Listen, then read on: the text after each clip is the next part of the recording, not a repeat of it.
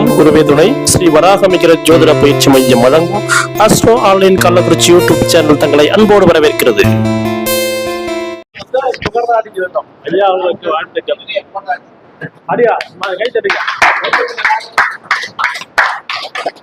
Sugar நாடினா என்ன?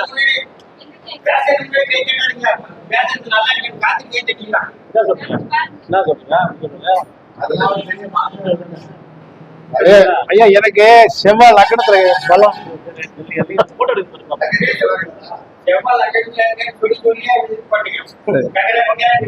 Sir.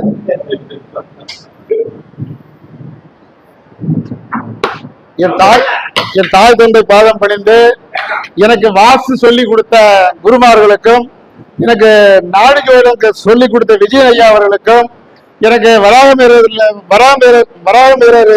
ஆராய்ச்சி அறக்கட்டளை எனக்கு பாரம்பரிய ஜோதிடத்தை சொல்லிக் கொடுத்த ஏழுமலை ஐயா அவர்களுக்கும், இங்க வந்திருக்க ஜோதிட சொந்தங்களுக்கு நன்றி.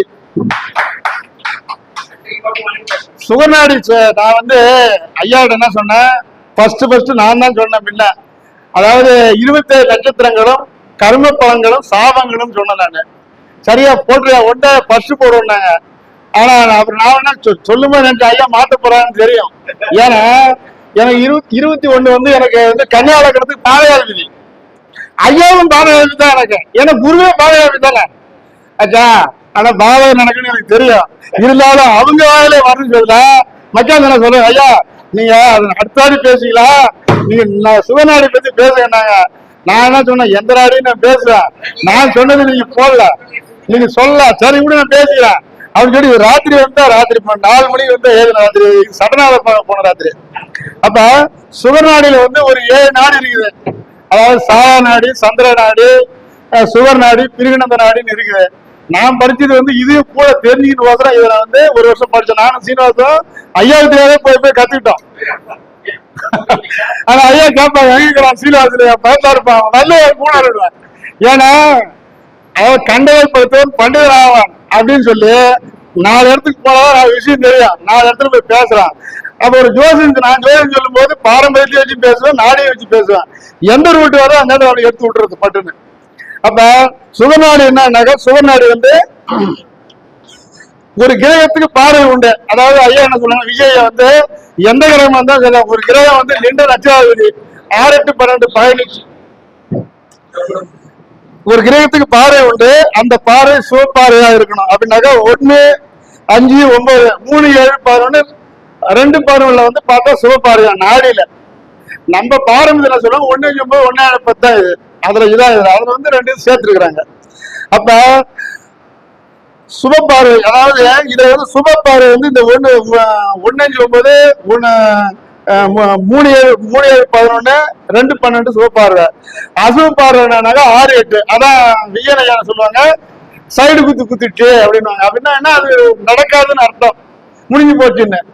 அப்ப இந்த சைடு குத்துக்கு ஒரு அர்த்தம் என்னன்னாக்கா, அதாவது எங்க பேத்தி பிறந்த அன்னைக்கு சாயங்காலம் 6 மணிக்கு எங்க பேத்தி பிறந்துச்சு. நான் வெளியே வந்தேன். எனக்கு வந்து நாமேரி பேர் ஒரு போன் பண்றாங்க, இது மாதிரி 11/5/1995 ஒரு பையன் பிறந்தான். விடியாலம்புற வந்து மணி டைம் ஞாபகம் இல்லை, இவனுக்கு என்ன நேரம்னு சொன்னாங்க. நான் வீட்டுக்கு போய் கூப்பிடுறேன்னு சொல்லிட்டு வீட்டுக்கு வந்து 7 மணிக்கு அப்படியே காவல் கேட்ட அடிச்சு பார்த்தேன். நாளைக்கு சாயங்காலம் போயிடும், ஆளு இருக்க மாட்டான் அப்படின்னேன். அப்ப ஏன்னு கேட்டாங்க, அவனுக்கு குடல் போயிடுச்சு, கிட்னி போயிடுச்சு, எல்லாம் போயிடுச்சு, மருந்து குடிச்சாங்க. அவன் பொண்டாட்டி முன்னே செத்து போச்சு 3 மாசம் இப்படியா. பொண்டாட்டி செத்து உண்மைதான், பொண்ணு இவனும் செத்துட்டானா. இவனுக்கு ஆயில் அட்பாயிலுங்க, 30 வயசுல போயிடும். இப்ப 29 வயசு ஓட்டுக்குது. ராகு கால் வாங்கி 8 குடி கால் வாங்கிட்டு நிக்காதுங்க. என்ன நீ சொன்ன மாதிரி 3 லட்சம் செலவு பண்ண நிக்கல, நேற்று பொச்சுட்டு வந்தேன் அங்கே அப்படின்ட்டாங்க. சரி, அது முடிஞ்சு போச்சு. அந்த சைடு குத்துக்கோசரம் இந்த ஜாதகத்தை சொன்னேன். அப்ப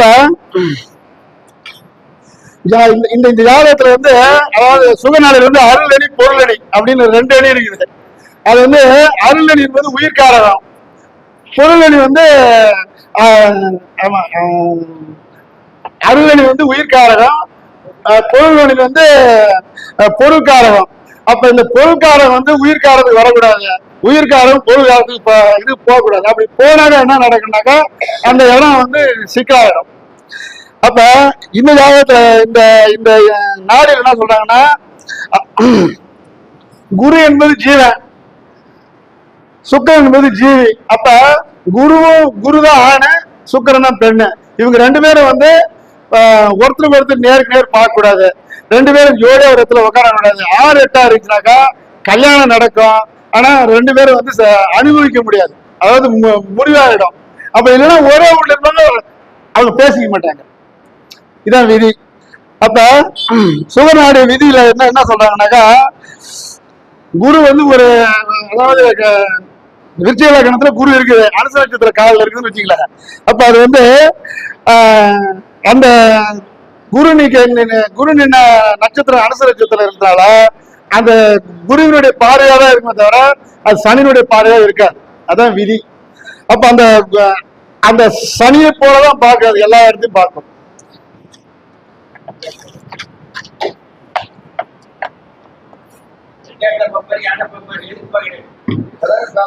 சுகர் நாடியில வந்து உயிர்காரம் பொருள்காரம் ரெண்டுக்குது.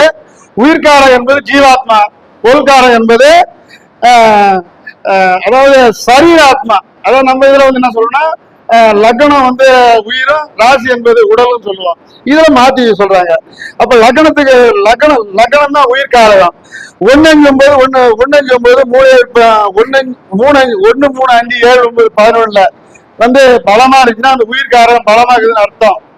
அதே வந்து 3 6 8 12 போய் இருந்தா அந்த உயிர்காரகம் கெட்டு போயிடும். அப்ப வந்து அந்த உயிர்காரகம் பலவீனப்பட்டுடும்.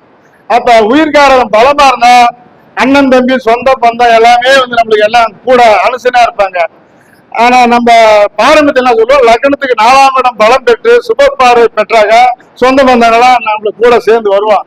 அதே 6 8 12 பார்வை பார்த்தாக்கா சொந்த பந்தம் நம்மளுக்கு ஆப்போசிட் பார்ட்டி ஆகிடும்.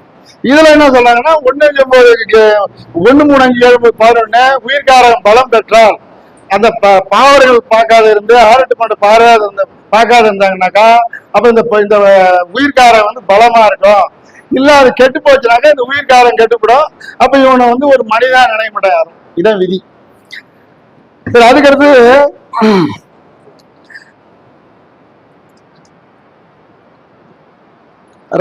அதாவது ராசி என்பது சரீராத்மா. அப்ப லக்னம் வந்து பரணி 1ல இருந்து லக்னாதி போய் பூர 2ல போயிருந்தாக்கா இந்த அமைப்பு பெற்றாங்கனாக்கா பொருள், வீடு, தோட்டம், பொருளாதாரத்துல கவனமா இருந்தாதான் உயிர்காரகத்தை வந்து அவங்க வச்சிருக்க முடியும். இல்லைன்னாக்கா அதெல்லாம் அவங்ககிட்ட கை மாறிடுமா அப்படின்னு ஒரு விதி. அப்ப